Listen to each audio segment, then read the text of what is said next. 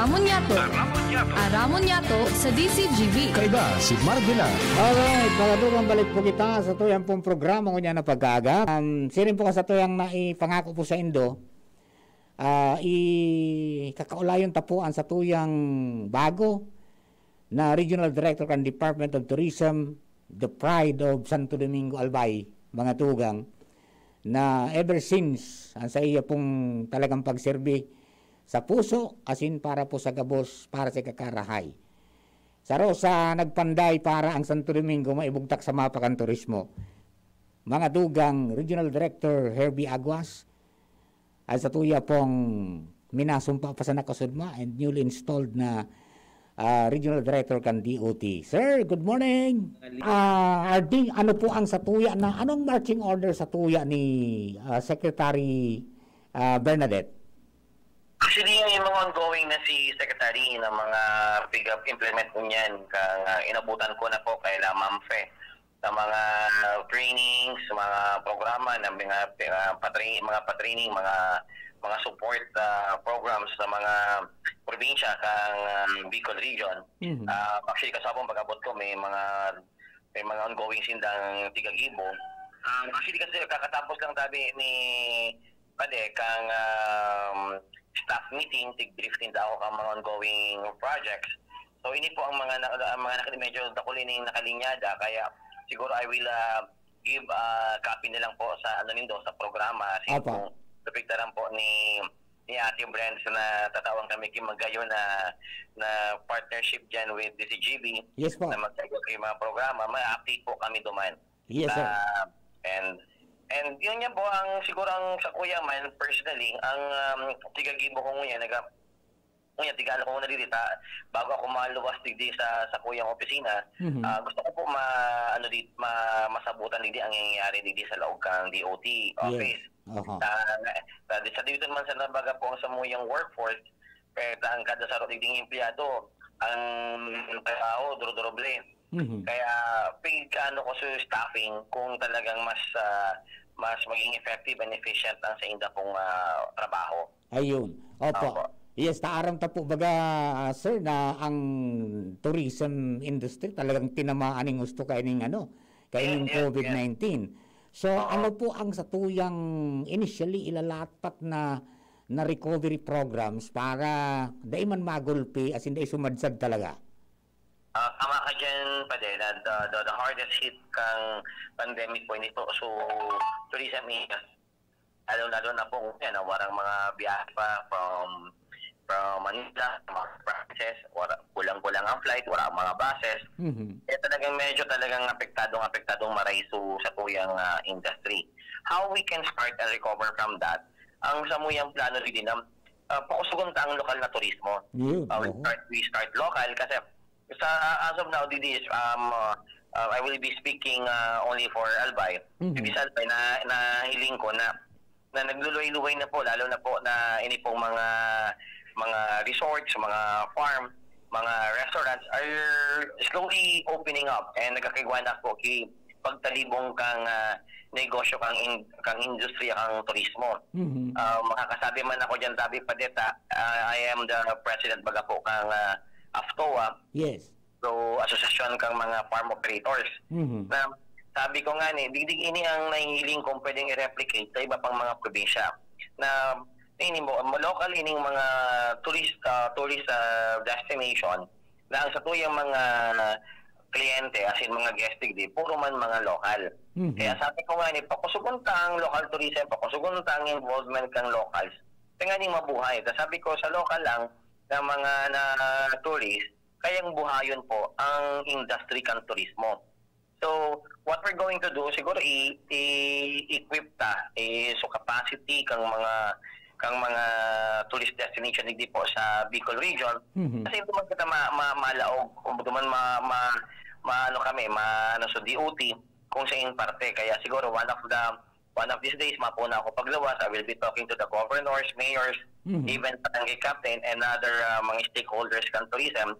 I will be having a dialogue. How can we help? Kasi ang division tabi pa din na ma-implement ako or ma-suggest akong programa na baka man applicable sa lugar. Opo. So, we will be treating the support, the help that we're going to give sa mga lugar, depende po sa mga pangangaipo ninda. Yan. Importante talaga yung engagement kan community as in kan LGU dyan. Now, one of the example na pwede natong i-showcase is yung ginibo po nindo sa AFTOA na instead of beating each other, instead of competing each other, nag-compel, di ba?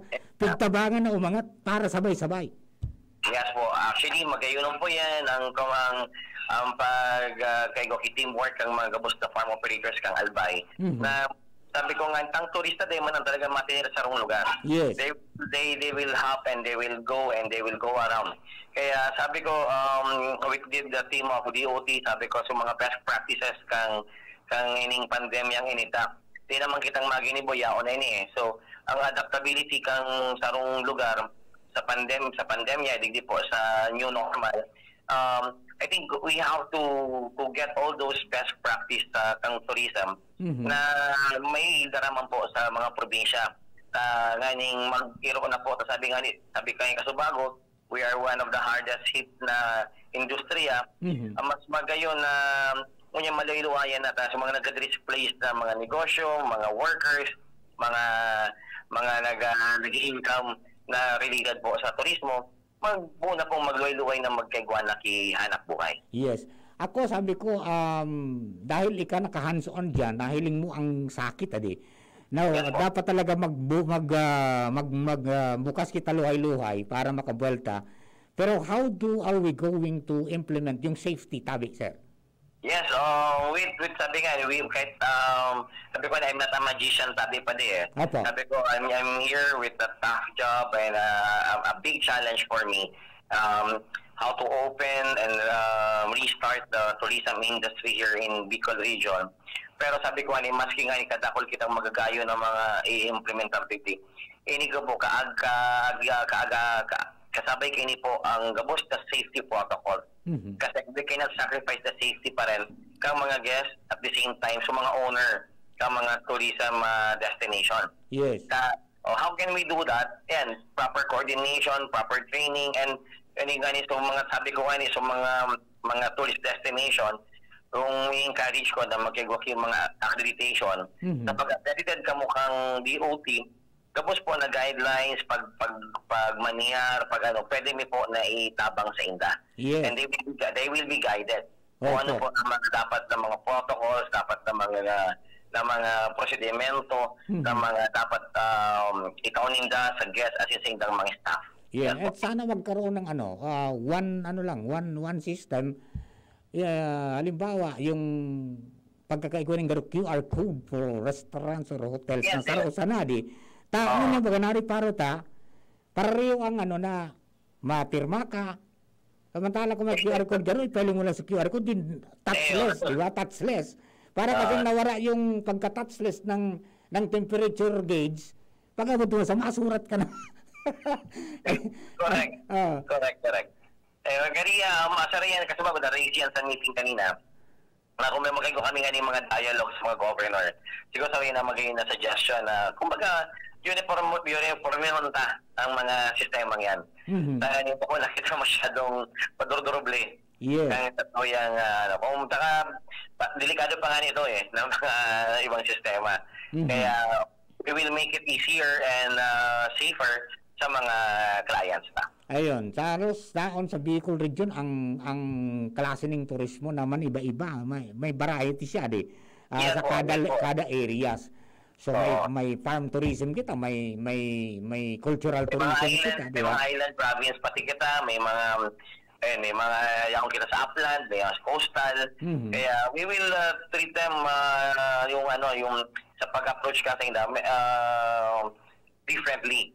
Pero sabi ko, ang system, pare-parehas. Ayun, medyo ang prospects na kadakula because at the outset, pag nag-open yung Bicol International Airport, mas lalawak yung local tourism, mas hahiwas yan. Kaya, very challenging tabi ni RD na sa imong paglaog digdi. But then, we believe na kayang-kaya mo because naong ka dyan mismo kumbaga, ara mo kung anong dalagan.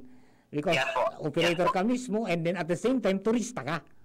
Yes, so, ang ano pa nga ni dyan, tabi, pwede mamimix ko pa, subit ko pong karaman sa disaster management baga po, remember po, so pagiging kalasag awardee ta. Opo. So mga gabos po ng mga pag ano, sa mga safety kang mga munisipyo, barangay, kay ni pong mga gabos sa mga establishmento, pwede ko man po duman na mailaag po sa ma-input man po sa inda. Opo, sa kada ano. Tama yan, sir. How they react sa mga disaster. Katulad mura ng na bagay kita, yan. mura ano kita, sa preemptive kita. Pero kung bako kita po, so rescue. Yes, opo. Okay, so ang roadmap para sa Bicol tourism will be coming out soon. Yes, definitely. And I'm asking for the help of every Bicolano here na to help and let's make this the industry of tourism mabuhay ulit at mas magayunon ta pa. Sabi ko, wala man kitang ibang rehiyon, ini mo sa Bicol region na sikat po kita sa magagayon pong destinasyon. Opo. RD, aram ko nakadakol ka pang concern mo niyan, but then at this time, siguro ang sa imo po tabi, girare na mensahe para sa mga kababayan niya to, mga Bicolano and all over the world, because naka-FB live kita sa YouTube channel kita ngunyan tabi. Go ahead po. Oh, thank you, Tabi, Idol Mar, for this opportunity na mapaabot ang sakuyang boses sa mga kaimanwa, asin mga bisita naman sa iba-ibang praktikang Pilipinas, asin kang praktikang kang mundo. Ang sakuya lang po, mapon pa sana ako kay ning Bukulaong pong hamon bilang maging direktor ng turismo. Agad ko po ang sa indong takulang suporta, asin kooperasyon para po mas mapagayunta ang Bicolandia. Dati man po ini kakayahon po kisarong direktor lamang o mga nagkapirang tao lamang, ini po magiging effort ng bilog pong Bicol. So, agad ko man sana gabos pong protocols, masunod pirmi, kung saan man kita po nagduduman. Tangani pong safe po ang satuya kong pamilya, safe po ang satuyang dudumanan, asin lalo na po ang satuyang sa diri na maging safe po kita. Opo. RD, atong pumaray tabi, and again, congratulations. Yaon lang po kami.